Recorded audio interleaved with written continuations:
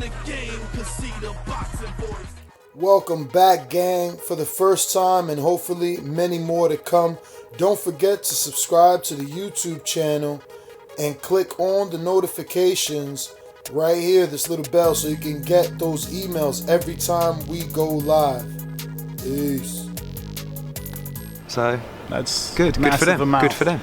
Well, let's talk about a fight that obviously, I mean, if you're offering these guys $10 million, how much is Wilder and Tyson Fury getting for this alleged fight? Fortunes. I've seen some interviews. You weren't too sure that this was going to happen. You were a bit skeptical, but now Showtime has made. Yeah, I mean, they're streaming Fury's fight, so it kind of seems like the writing's on the wall. They streamed the last fight as well, so I don't take too. I think, although the streaming does good numbers for them, I still think they'd actually air it if the fight was very close. I'm surprised they're not airing it anyway, like on linear. But the only reason I'm being sceptical is, and hand on heart, I hope the fight happens because it's great for a potential. It only makes your fight bigger. It does. But I just revert back to my conversations with Fury like 3 months ago when we were talking about doing a deal with him, and he sent me a list of opponents for the next 4 fights. Like, he wouldn't fight Bellew. He wouldn't fight Dillian Whyte. So, and you said Bellew for how much million? Yeah, like, he probably would have made $7-8 million to fight Bellew. Wow. So I've heard he's been offered $10 million to fight Wilder, which he would have got double for the Joshua fight? Oh, at least, yeah. So you have to be a little bit, not upset, but worried, because domestically, Anthony Joshua and Tyson Fury was always the bigger fight. If he loses to Wilder worldwide, the Wilder fight is much bigger than Fury. Worldwide. Oh, yes. In Britain, the Fury fight is much bigger. But it's changed a lot. Like, there's a lot, like, Fury Wilder is a really good fight. I think at this stage, Wilder is a massive favourite to beat Fury and beat him early, because Fury's not at the races. The in prime Fury, the one that beat Klitschko, is an awkward fight for Wilder. I still probably side with Wilder because he's quite ruthless, and Fury's not a puncher. So, but again, like, unless Fury's over the last couple of months has just said, do you know what, just give me the money. Like, His reason, according to his social media, is he can't have an American calling Brits out, and he's stepping up for Joshua. That's a great narrative, but it's not. Fury will do what he wants to do. My gut feeling is this is a good bit of promotion for his fight next week. I'm not saying that Fury won't fight Wilder at some point. I just feel like next week he's fighting a southpaw who is very, very poor, right? And a former sparring partner of his. Yeah, and a guy who got knocked out by Kevin Johnson like a year ago, something like that. So how are you? And then he had like 2 rounds against that other guy, which was what it was. So if you feel like you're ready for Wilder after those 2 guys, well, respect to you, because I know he knows he's not, and he's not. Fury's not an idiot. So I know what's definitely going to happen is that after this August fight, he's going to say, I want one more. But he may say, I want that in September, October. So do they announce a 2-fight deal, or do you think that there's no announcement coming? Because maybe. I wouldn't be surprised. I'm told by Deontay he's flying higher. Yeah, no, he's going. No, he's commentating on the thing. I wouldn't be surprised if a deal was made. Whether the fight takes place or not, I don't know. But I've heard enough from people close enough to him to say it's not signed, but it's virtually done. But when you say virtually done with Tyson Fury, that doesn't mean a great deal. Him and Tony Bellew shook on a fight for 50-50 split, and then he decided he didn't want to fight him yet because 50-50 split of the pay-per-view of the whole show for those 2. Yeah. So the 7 was just a guarantee. No, he would have made, like, that fight would have done over 1 million buyers in UK pay-per-view. Would have sold out a stadium, so they would have split the revenues. So they would have made $7-8 million each. So for you, it's not that you don't believe in Fury, it's just the economics don't make sense, because listen, you were offering him an easier fight. Fury is a very good fighter. Like, he's a proven world-class fighter. He's not scared to fight anyone. So it's not like he's afraid of Wilder. None of these fighters are. But I just feel like he's not also quite smart in a way that he's just not ready to fight Wilder.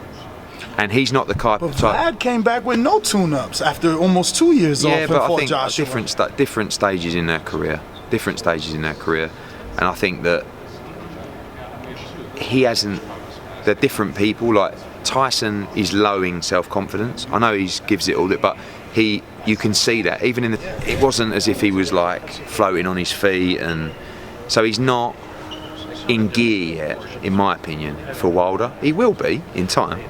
So since you've heard from people you trust that it's almost done. Yeah, like I've heard nearly done but not signed. Yeah. Why isn't Eddie and DAZN offering? Why don't you just slide in and say, all right, you guys really gonna do this?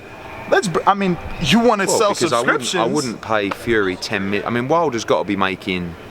Wait a minute, 15 Eddie. million for that. I'm no businessman, but you just said you were willing to give 6 and 8 to Earl and Mikey. Yeah, but what I'm saying is, if you had Wilder's got to be on $15 million for this fight. Possibly. Yeah. So that's $25 million straight off the bat. I don't think this fight. Even if you offer that and make it in the UK.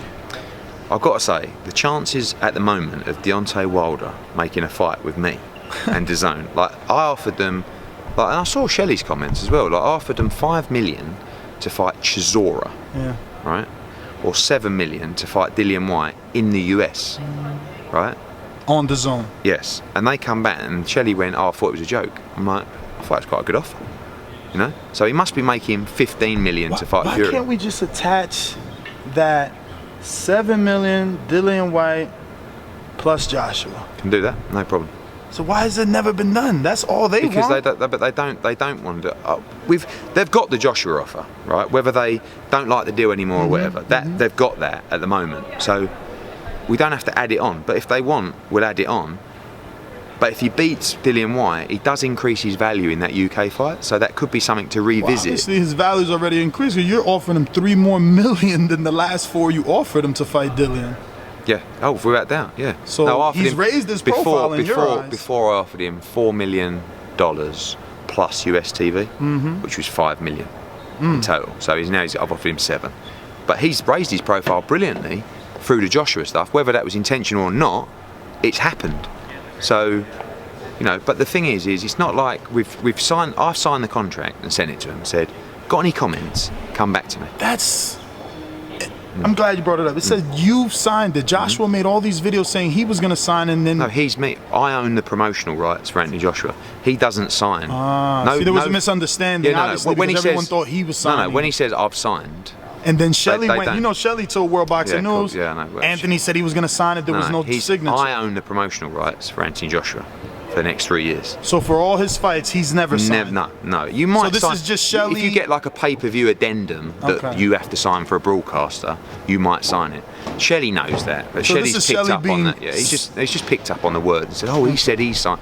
We've signed it." So, but I also said in the email, if you've got any comments, come back to me and we can discuss. I didn't even get a reply to that email. So, but anyway, look, we've been there, we've done that. What do you really think is going on? Because obviously there's a demographic that believes it's you putting it off. You believe that it's them. The UK fans believe that. What do you think is going on? This is obviously one of the biggest fights in the world right now. Why can't we get this, or get at least you guys to talk? I think it's not Deontay. I think it has to be. I hate to like call people out, but I think it has to be Finkel. So why don't you go directly to Al? I have done that. And it still doesn't work. It has, and then Shelley's been brought back in, and I don't know. Shelley seems to be driving everything. You know more than us, because I thought Shelley got rid of all his fighters. Obviously, he kept Deontay. But like a lot of media say to me, it doesn't make sense what Shelley is doing, because he's never done this before. Like he's so every time he replies to an email to me, he goes to all his media. You see, he's got his like little media. World Boxing News has become this. Do you know why? Because people have ended up going, like Sky at first were like, okay, Shelley, what have you got? Now he's like phoning Sky up, going, right, I'm sending an email, and this is what he's going to say. And I think in the end, they sort of go, okay, but World Boxing News are like pulling themselves off about it. So it's just, I don't know. It's unusual behaviour. Like the time that a fight's gonna be made is when everything goes quiet. So like if you look at Fury Joshua at the moment, Fury Wilder, it's gone a little bit quiet, which is probably good news for the fight. So when you're close, no one says anything. But when you're not, everybody talks because they want to get the net. Like, so a lot of the time in that negotiation, I knew what Shelley was doing. So it becomes really draining because you're fighting a PR exercise on one hand, and then on the other hand, you're trying to make a fight. So, like, when I landed, when this all kicked off, I landed for the when we done our interview for the Danny Jacobs fight, and he put this thing out in the media with their offer at 50 million. So then it was like, okay, I'm fighting that fighter, and then I spoke to him that day and I said, look, let's meet on Friday. He says, no, I'm not meeting you. You've got to accept the offer. I said, well, I want to talk about it. Like, you can't just make an offer and not. And now in his latest interview, he says, well, you sent an offer for Derek Chisora and Dillian White, and he replied that he wants to meet with you. No, he didn't. He hasn't replied. That's what he said, No. that he wants to meet. And it's just like ironic because in the beginning they didn't want to meet. No. After that email saying 5 million for Chisora, 7 million, he has not even replied. So unless it's gone into... It's a lot of money. Mate, I couldn't believe it. Like, part of me's making the offer going, I hope they don't accept this. Do you know what I mean? Rumors, though, of did you offer Chisora to someone else on the Heyman side? Any truth to that? No. Not Brazil? No? No, definitely not Brazil. I spoke to Brazil, like, about what... Because I heard Brazil's, that you said about 15 top heavyweights called you after oh yeah, the no, Dillian Brazil, White show. listen, Ortiz is on me, Brazil... Ortiz again? No, but Ortiz just was like, what we got, what's out there. Like, I know he's guy Jay well, like, he's... we get on well, and he wants the money, he wants the big fights. Brazil's just pissed off because he's the mandatory, like, and the whole WBC thing... They got him on number 3 yesterday. Yeah, but he's mandatory. Yeah.